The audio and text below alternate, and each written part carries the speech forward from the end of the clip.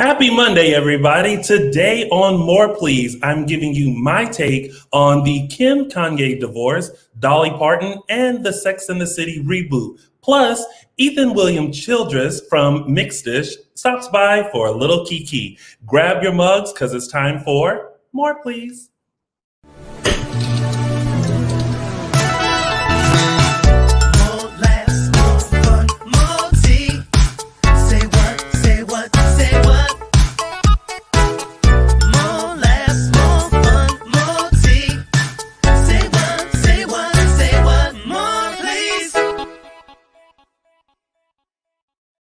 Woo! We are here. It's the start of the week. It's a brand new episode, which means I got all the hot tea. And here's my take.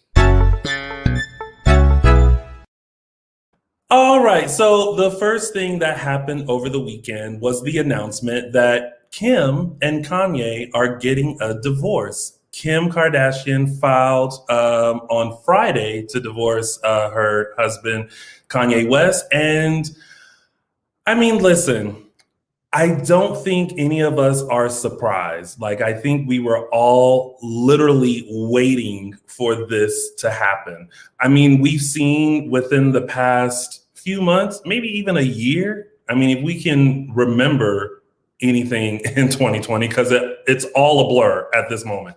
But we've seen kind of like the different roads that Kim and Kanye are taking. I mean, Kim is really focused on her police reform.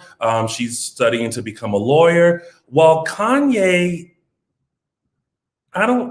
we haven't quite figured out what's going on, but we can tell that they are just not on the same page. So look, I'm just hoping that at the end of the day, they're doing what's best for them, that they're going to end up, being happy, and that they're doing what's best for their children. I did read that Kanye is taking it pretty hard, and, and understandably so, and so is Kim.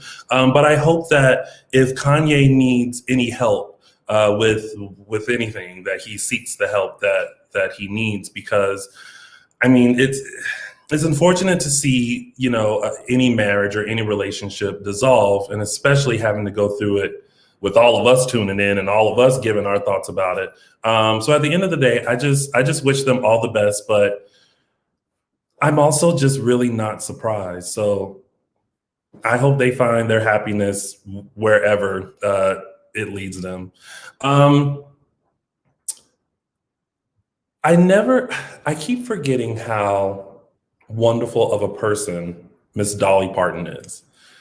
Dolly Parton is such a humanitarian. She's so selfless and she's so giving, but she's one of those people that gives under the radar. She gives because that's what she wants to do, not out of like recognition or anything. Her state of Tennessee wanted to recognize her for all that she's done by making a statue of her at the Capitol. Now, listen, I know that we all at some point in our lives dreamed of having some sort of statue erected in our hometown, memorializing our life and our contributions. But Miss Dolly Parton said, I'm good. I don't need no statue right now. The world is going through much more turmoil and stuff that I don't think we need to be worried about that right now. So I'm okay. Y'all just take that little law right out and don't even worry about it. And I think this just goes to show just the type of person that she is. I mean, I don't think any of us are fully aware of what she's done, not only for her state, but for the country. And she's just a selfless woman who said no to a statue in her home state at the Capitol. So kudos to her. I'm continuing to be simply amazed by this woman. This woman can, in my eyes, do no wrong. And she is what many of us aspire to be. So thank you, Dolly. I guess at some point they'll revisit it, but right now she was just like, no. So kudos to her on declining that, especially during these times. Everyone has been talking about the Sex and the City reboot, which We're all excited about it. If you were a huge fan of Sex and the City, we welcome any story about it. We welcome revisiting the characters of Miranda, Charlotte, and Carrie. Those are the only three that are going to be in the reboot. But we found out that apparently we always knew Kim Cattrall as Samantha was not coming back. But now there's word that Big and Steve are not a part of the reboot either. So listen, here's the thing. With Kim Cattrall, I understood because there was a lot of behind the scenes messiness that occurred to where she was just like, I'm not coming back. Y'all do what you want to do, but it's not in my heart and spirit. And everyone was like, well, how can you have the girls without Samantha? And one of the points is that as we grow older, sometimes relationships change. So I kind of accepted the fact that Samantha wasn't coming. Maybe they had a falling out, maybe I just hope please don't kill her. Don't have a character die. Just have a character like move on with life because that's just what happens. But to not have the husbands a part of the reboot is very confusing for me. I'm just like, how can you not have that? That's so weird to me. But Chris Noth speculated that maybe he might be a part of it, but as of right now, they're not. So listen, either way, I'm going to tune in. You should too. It's coming on HBO Max, and they plan to shoot this spring. So stay tuned to all that. But in the meantime, listen, grab your mugs because guess what? I have my guest, Ethan William Childress, to come on to talk all things ABC's Mixed-ish. You're watching More Please.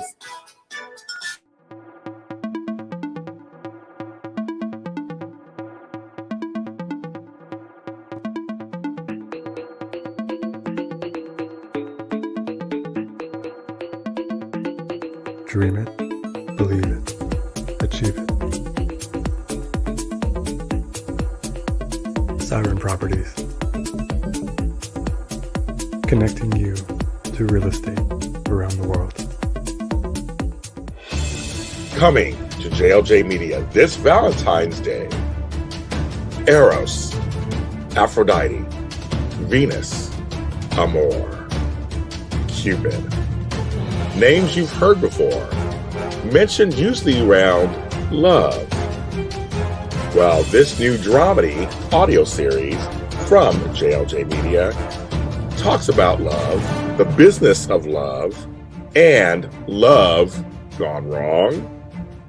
Tune in for the 8-episode event coming this February, Valentine's Day, on JLJ Media and all the streaming platforms.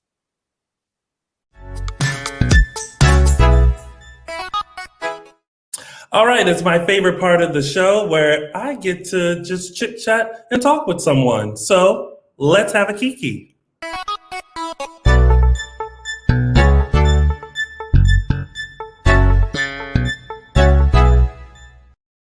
Joining me today is one of the stars from ABC's Mixed-ish. You know him as Jonah Johnson. Please help me welcome to More Please, Mr. Ethan William Childress. Hey, Ethan. Hello. How are you? I'm good. How are you? I'm doing good. Welcome to More Please. Thank you. Thanks for having me. Of course. Okay, so first off, I have to wish you a very happy belated birthday. You just had a birthday. Yep. How did you celebrate? Because we're still in this pandemic quarantine-ish type of a thing. So how did you celebrate your birthday?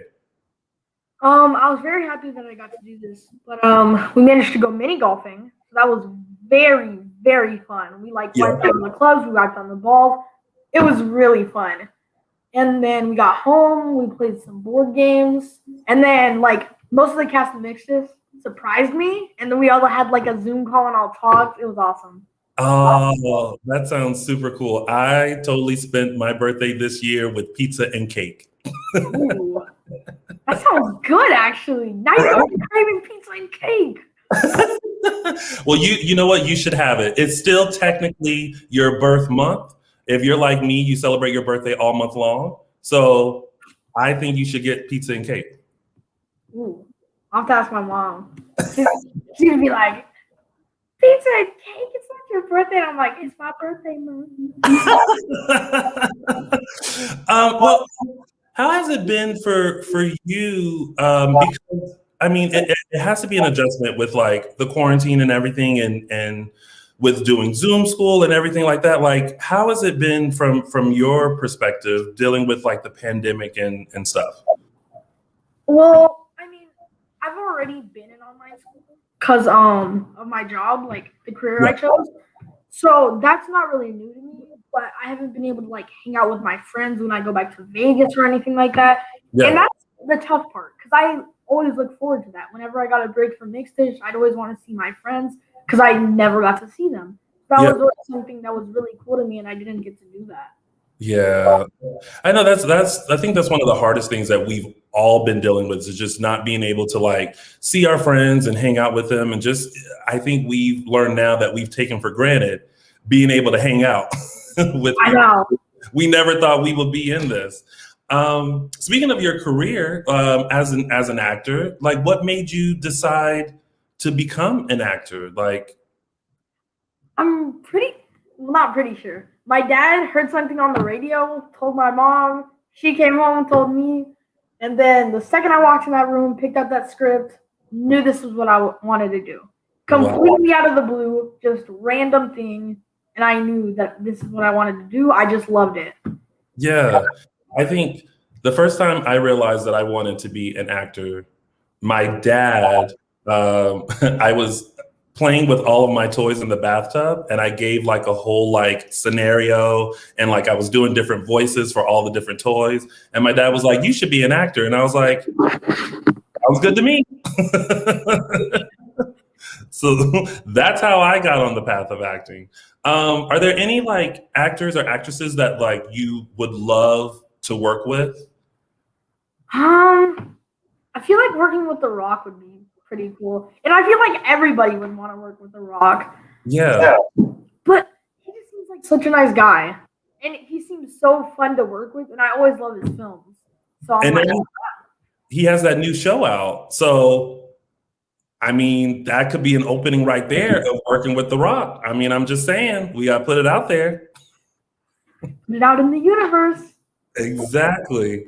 So this is Mixes is your first big role. What was it like for you getting that phone call that you had booked the role of Johan on Mixes?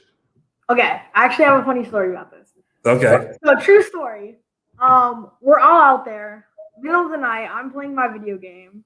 My dad's working. My mom's working, and then my mom gets a phone call. She answers. My dad comes out. We hear that I got the gig. We're all bursting out in tears. We're all so sad. Well, not sad, but we're crying tears of joy. We're also happy. My dog comes over. It's like a party.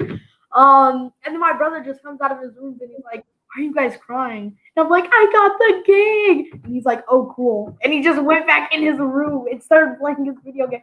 I was so hurt by that. I was like, it's like, I want you to be happy too. This is fine. That's awesome. Were you nervous, like, going into it at all? Because I mean, this is all new, like going to a set, cameras, lights, costumes, makeup, all of that. Was it nervous for you? I was very nervous, but everybody was so nice and so welcoming. I got settled in and I just felt at home. I had a lot of fun with all the actors. Me and the crew, like all of us are friends. Everybody on set is just fun and chill with each other. So nice. Now, Tika Sumter. Oh, well, actually, first we have a question from Kelly, who's watching us live. Hi, Kelly. She wants to know, Ethan, who are your acting idols? Okay, so this is a tough question. I know that Diggs is up there, and not just because he plays the older version of my role, but whenever I met him, he's just always smiling, always upbeat, and that's somebody I inspire to be. Like, that's who I want to be when I grow up. Yeah. And I remember the first time he met me. We were at like a Disney con or something, all the way. And you know how big those things huge. It was all the way across, and he came over just to meet me. He didn't have anything going on. He came all the way to meet me. So that was a very cool. Nice. That has to be cool to have to play like the younger version of a character that we first were introduced on Blackish, and then now you're playing the younger version, which is pretty cool, right? Mm-hmm. Yeah. And then your Tika Sumpter and Mark Paul Gosselaar play your parents. Have they given you any advice or tips or lesson, because they both have been in this business for quite some time? Have they given you any lessons or tips in the industry or for acting? They have. They've given me like a lot of stuff to help deliver my lines better. They've helped me with certain things. Also, Mark Paul actually got me into jujitsu. So sadly, I had to stop because of the pandemic, but I've had a lot of fun in it. So I'm very excited that I got into that. Nice. Now, I mean, Mark Paul Gosselaar, for me, like I grew up with him by watching Saved by the Bell. Have you seen any of the episodes of Saved by the Bell that he was in? I have not. I wanted to watch them. Yes. Once I saw his character, I was like, that is not Mark Paul. I cannot watch this. That is not Mark Paul. That's him. Listen, he was the coolest of the coolest kids at Bayside, and you have to tune in, because I feel like you'll be able to go back and say, I saw you as Zach Morris on Saved by the Bell. Some good stuff. I may. Because I know my mom was like, oh my gosh, that's a Mark Paul Gosselaar. She was like on the phone with my dad. She's like, did you know it's Mark Paul? And my dad was like, yes, I knew. And she was like, oh my gosh, I love him. Has she met him? She has. Did you witness this meet? I have. They've met in a few times. I don't think that's a word. They've met a few times, but yeah. What was it like? Because I feel like that has to be an experience not only for her, but for you, seeing your mom meet someone that she probably is very familiar with and grew up with. What was that experience like? It was kind of cool, because I feel like she was kind of fangirling a bit. Like, I feel like, and she was talking about how she liked him when he played like Zach Morris, how she'd always come home and look forward to watching the show. So it was very cool when they met. Nice. I have yet to meet Mark Paul, and I feel like I would be just like your mom and fangirl just a little bit. Not much, but just a little bit.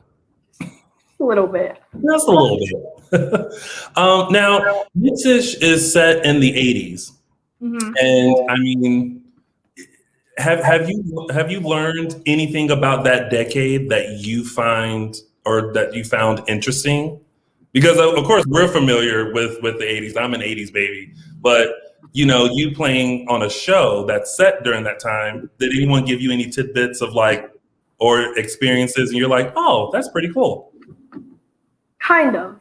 There's a lot of new stuff that I've learned. Like at first, the phone, I didn't even know it was a phone. I didn't know what it was. I looked at it and I was like, what's that?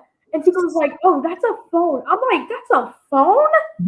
Yeah, once upon a time, Ethan, we had to like pick up a phone, and you either had to do the circle one or you had to press numbers. And if you were cool enough, you had a cordless phone, so that way you could walk around the house.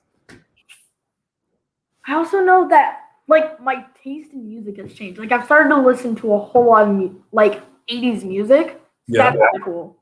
Who are some of the artists that you've been listening to from the 80s? Ooh.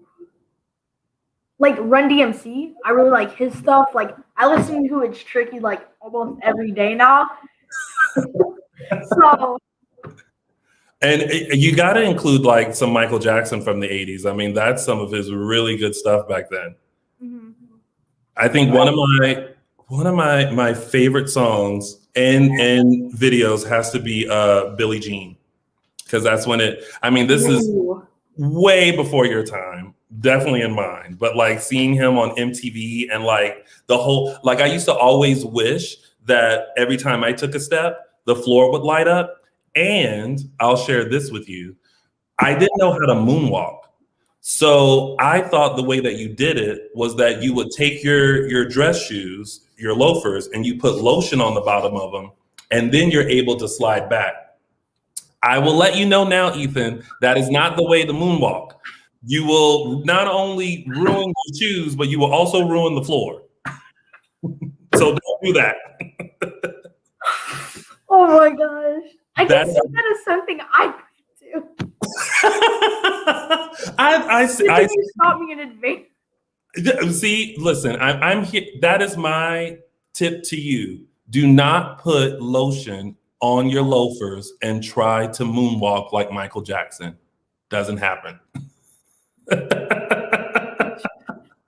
Now, I heard that you have a new project coming up. You can't quite talk about it, but is there anything that you can tell us about this brand new project that you have coming up soon? Well, it's going to be on Disney Plus, so you can watch it once it comes out. Mhm. I don't know if I'm allowed to say when it comes out, but I'm pretty sure it's gonna come out like it should come out like this year, probably late this year, or maybe like very early next year. Mhm. And it's a video game. And I think that's all I can tell. Yes. Okay. Well, and how was that experience for you? Because doing voiceover work is completely different than like just being on set and seeing you and everything like that. How was that going into that medium for you? It was kind of weird. It was a whole new experience. It was kind of like when I went on set for the first time. Mhm. Whole new thing. It's very tiring. Like it's much more tiring than I thought. Yeah. It was like they had me for the first time I went in. It was like booked for 4 hours, and I was like, "Oh, this is nothing." That's like half of my regular day on set, dude. Right. I was like, "Can I take a break?" Like it takes so much out of you, and I didn't even realize. Do you think it's something that you would want to do more of? Definitely. I mean, just because it's tiring doesn't mean I love it. Yeah. Doesn't mean I do love it. Sorry. I mean, it's just so great. Just being around the people that we were working with. They talked to me. They helped me get through it. Mhm. So, just a very cool experience overall. Nice. We have another question from you from Romer, who wants to know, since joining Mixed Dish, what's your favorite episode from the show? Do you have one? Ooh, that's hard. I don't really think I can choose. Because one of the ones that I did like, and I feel like some people are going to think I'm biased because it's the first episode, but we got to like actually have a water gun fight. Like there was a water gun scene. We actually got to have a water gun fight. Most of the coordination was all us. So like that was just very cool to be able to do that. And just some of the other episodes. I almost said one that hasn't come out yet. Oh, don't say that. I'm gonna zip it. Lock and key. We have another question that I see in the chat from Nisha, who is my cousin. She wants to know, do you get overwhelmed with remembering all the lines? No. We have really good people. Like our dialogue coach is really good, so they help us memorize it line by line. And they're just really good. They help us get the emphasis on. Just everything comes so easy because of them. So I feel like that just helps me a lot to not get overwhelmed. Oh, nice. Is there any, because Mixish obviously is a show from when Rainbow, who's originally played by Tracy Ellis Ross in Blackish, this is her younger self as she's growing up, and the family dealing with, departing from the cult and living in the suburbs. Are there any like episodes that you could relate to or felt like, oh, I kind of know what that was like or what that could have been like? I kind of felt the hair episode because I feel like since the day I was born, my hair has just been an experience for me. And I mean, it wasn't to the severity, like I didn't get punched for my hair. Yeah. But when I was younger, I tried having a frohawk. It was like a mohawk with like curls It was a mess. It was a mess, let me tell you. Listen, Ethan, I totally understand. When I was growing up, I literally had every hairstyle that a guy could have. I didn't have the curly frohawk though, but I did have a jerry curl, which was popular in the 80s that I decided to bring back in the 90s. I had this hair actually. I had like a flat top. There was one point in time I had a Gumby, which was like one side is down and one side is up. And I also had braids at one point in time. So listen, I feel the pain of like hair and dealing with it and going through all its stages and like what people like say about it or point to you. Like when I had my braids, it was like I was the kid in middle school that everyone was like, oh my gosh, your hair. I didn't know it could do that. I didn't either, but my mom made it happen. So, and it was great. I had it for a few years and then I cut it off and started something new. Nice. So you will have a hair journey yourself, sir. I know, I'm excited. So 2 things we've learned today, Ethan. You will have a hair journey and do not put lotion on the bottom of your dress shoes. Life lessons here. Now, I also know that you love giving back to your community. What organizations do you like working with? I don't think I can just pick one. There's plenty of organizations out there that do a lot of great things for really good people, and I just love working with them. Like charity events, really cool. I'd also love to like work for an animal shelter or something like that. Like that'd be really cool because I love animals. I have a dog and I just love him. Like the world doesn't matter when I'm with him. Yeah, animals are just so great. Yeah, they really, well, I don't, my roommate has 2 dogs and I think I'm slowly becoming a dog person now because I'm around them all the time. I can't fully commit, but it's nice to just have them around. I can feel that. I can feel that. So are there any other aspects or jobs that you would like to do in the entertainment industry besides acting and voiceover work? Have you thought about exploring anything behind the camera or anything, or are you just good with the acting part? Well, for now, I'm kind of trying to focus on acting. I want to get the best at this job that I can. I want to make sure that I'm giving forth 100%. There's no point in like cutting it short and giving it half of what I have and like being like, oh, I should get the job even though I'm giving it 0.5%. Like I don't want to be that guy. So I'm trying to give it my all. I'm trying to give it everything. I am thinking of being a director at one point though. So I may look forward to that. Yeah. Nice. Now I was your age, around your age when I started pursuing acting. If you could give one piece of advice to someone around your age who would like to start acting, what advice would you give them? I mean, do it. I mean, chase your dreams. You have your whole life to figure out what you want to do. Might as well try things now. I 100% agree. Like, I listen, I even tell my friends now at being our age that whatever idea you have, just do it. There should be nothing that holds you back, and you should feel free to explore and just do what you like to do and work towards your dreams because nothing can stop you but you. Exactly. Right. But Ethan, I really appreciate you coming on and chit-chatting with me. This was a great conversation. I know, this was really fun. Yeah, I'm glad. And listen, you guys watching out there, please be sure to support Ethan by tuning into Mixed Dish on ABC every Tuesday night, where you can see him having a good time and causing a little bit of mischief every now and then. That face was mischief? Not at all. Awesome. Well, hey, you guys, I have more show coming up, but stay tuned because there's more please coming up. Hey, Brad. I brought you your favorite coffee from your favorite coffee shop, and I was hoping maybe we could go out tonight, and after our candlelit dinner, you could cradle my body as we lie naked on my bed.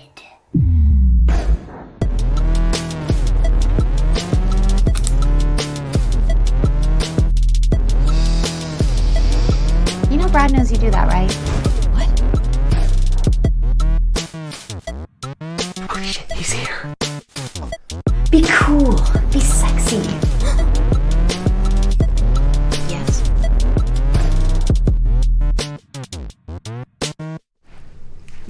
We gonna fix it.